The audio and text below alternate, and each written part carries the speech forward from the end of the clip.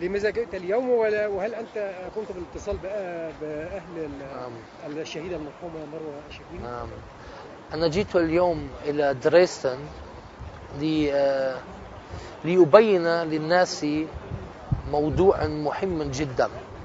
كثير من الناس يتكلمون الآن عن الحقد، أن هذا القاتل قتل مروة الشربيني رحمه الله لأن من أجل الحقد وكان يبغض المسلمين. ولكن نحن نريد أن نتكلم عن قضية أهم من ذلك، وهي من أين جاء هذا الحقد، وإننا جواب على ذلك. والجواب هذا الحقد نتيجة التحريض في الإنترنت وفي الميديا هنا في ألمانيا، خصوصا في الإنترنت. في الميديا نحن نشاهد تحريض غير مباشر، وفي في في في في الإنترنت مباشر جدا. يعني يقولون مثلا يعني احرقوا الملتحي منه بقطع رؤوسهم وهكذا. ولذلك نحن نريد اليوم أن نطلب من الحكومة الألمانية أن يغلقوا هذه المواقع، لأننا لن نستطيع أن نرجع مروة الشربيني، ولكننا لا نريد مروة ثانية هنا. أنت جئت اليوم لتدعم موقف أهل الشهيدة مروة الشربيني، هل قمت بالاتصال بأي من بشقيقها أو زوجها؟ نعم، أنا اتصلت بألوي، وألوي هو الآن حزين جدا جدا طبعا، وهو كأنه مرعوب ولا يستطيع أن يتكلم كثيرا. ألوي طارق هو طبعا أيضا حزين، ولكن كل شخص يختلف عن شخص. وأنا تكلمت معه وهو يريد أيضا أن يتكلم اليوم إن شاء الله في هذه شبه مظاهرة عن القضية. وكما قلت لكم نريد أن نطلب من الحكومة الألمانية أن يغلقوا هذه المواقع التي تنشر الحقد ضد الإسلام. وماذا قلت للأخ علوي أو الأخ طارق الشربيني؟ نعم، أنا أولا طبعا نقول لكل شخص أحسن الله عزاك وعظم أجرك وغفر لميتك. وطبعا قلنا لهم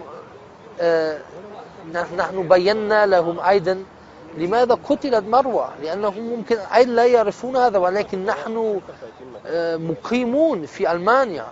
وأنا قلت في محاضرة في سنة 2009 في شهر أبريل، قلت في سويسرا إذا استمر التحريض ضد الإسلام سيقتل المسلمون في الشوارع في ألمانيا. وقلت هذا في مقابلة صحفية مع جريدة هانوفر ألجماينه، قلت إذا استمر التحريض كما هو يستمر الآن سيقتل المسلمون، وهذا قد حدث في أول من يوليو. لذلك أنا لم أتعجب، ولكن طبعا كنا حزينا. ولكن ماذا أنا أريد؟ أنا لا أريد مروة ثانية. أنت تقول أن هناك مواقع على الإنترنت تحرض على الكراهية، هل هذه المواقع أو هل هذا التحريض له تأثير عليك أنت شخصيا وأنت مسلم وملتحي؟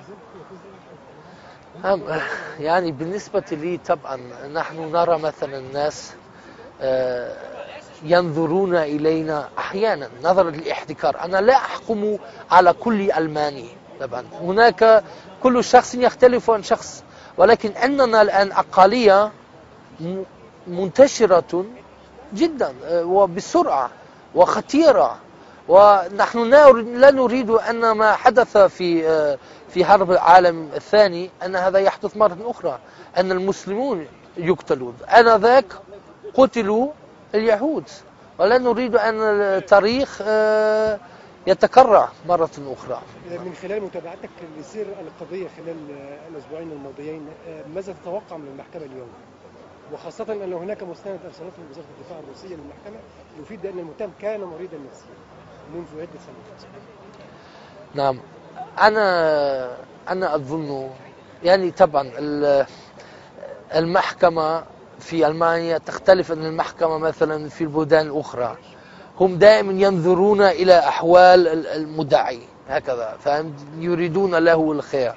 ليس كالقصاص وهذه أشياء.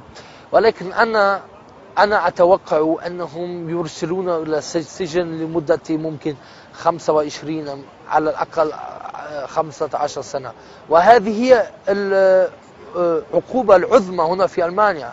لا يوجد أكثر من ذلك، لا يوجد قتل بالقتل وهكذا، هذا لا يوجد هنا. ولكن أنا رأيت القاضية هي غاضبة جدا، وأيضا وكيل الجمهور هو أيضا غاضب جدا عليه، يعني لأنهم هم أيضا يستنكرون هذا الفعل، وأغلبية الألمانيين يستنكرون هذا الفعل. نعم. الاسم أبو حمزة؟ أنا صلاح الدين بيير فوغل. نعم، أبو حمزة صلاح الدين. نعم، والاسم في باسبور بيير فوغل. عفوا، جزاكم الله خيرا.